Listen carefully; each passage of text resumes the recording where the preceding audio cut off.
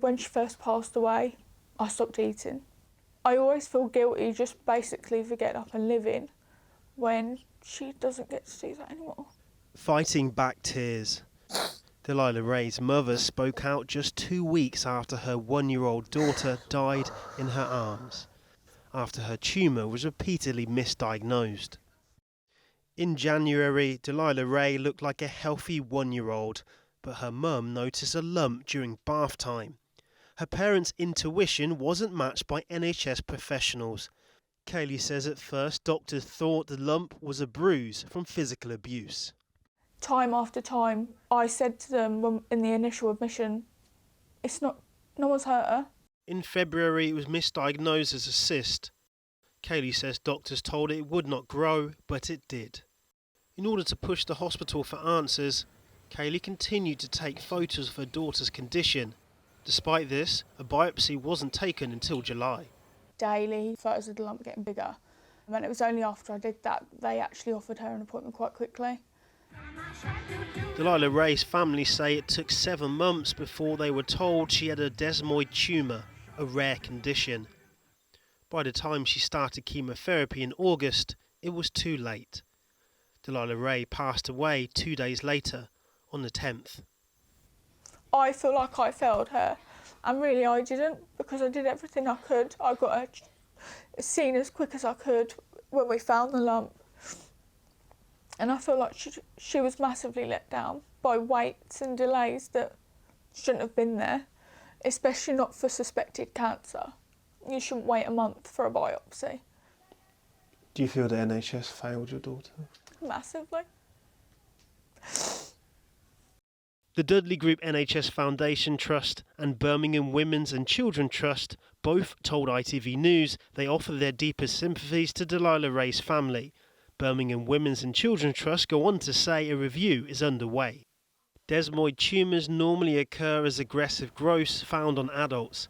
When it comes to more common child cancers, despite high survival rates, children face longer diagnosis times than adults. It's just very empty, but we try and keep Milo's room the same, keep all his toys in there, and we go in there to sort of think about him. I come in every morning to open the blinds and say morning to Milo, and then every night I come in, I close the blinds and I say good night to Milo and tell him how much I love him. The children that don't survive a cancer diagnosis leave behind homes that are time capsules to their short but loving lives.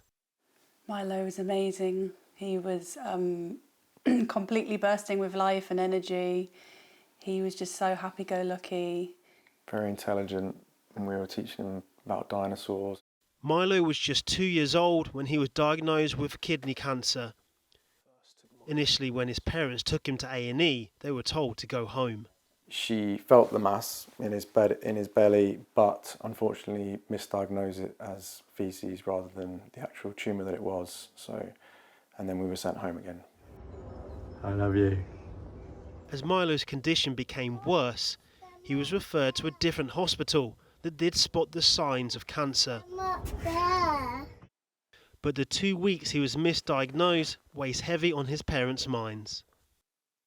I think the misdiagnosis, it tortures me, basically. We think about it every day. Yeah. And we replay the events and, you wish you'd done more and you wish you'd pushed. ITV News contacted the hospital concerned. As of yet, they have not responded. Medical professionals admit early cancer diagnosis can save lives. So age really does have a big impact. But child cancer symptoms often mirror others with more familiar conditions. None of us want to miss a diagnosis of cancer. The University of Nottingham found that over half of the 2,000 children they studied waited more than a month for a correct diagnosis, presenting with an average of 4 symptoms by the time cancer was confirmed.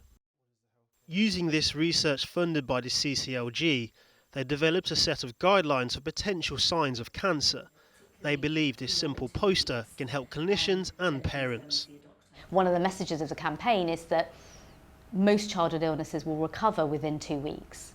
If these symptoms are persisting, and by persisting we mean occurring on most days for more than 2 weeks, then we would say they need to be seen by a doctor, or as a doctor we need to think carefully about what else could be the cause.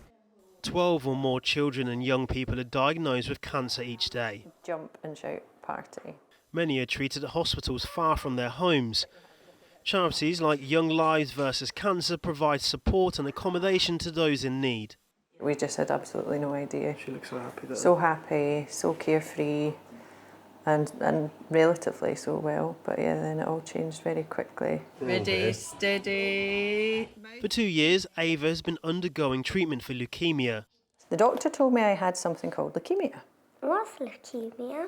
After writing a book about her cancer journey, the 7-year-old is just weeks away from being given the all clear, due to an early blood test after her parents noticed lumps near her ears. Had someone hadn't been so on it when the blood results came through and phoned us to tell us to go in there and then, you know, we just don't know how lengthy that process might have been, how sick she might have got in that time. Ava's weeks away from getting the all clear. It's been a long journey. Sorry. Yeah, I'm really proud. You know, to think that Ava will be ringing our bell in a matter of weeks is really amazing to think of. When I still needed to get weekly blood tests, well, you still do. Early diagnosis won't always save lives, but doctors believe starting the right treatment as soon as possible can give children the best chance of surviving cancer. Antoine Allen, ITV News.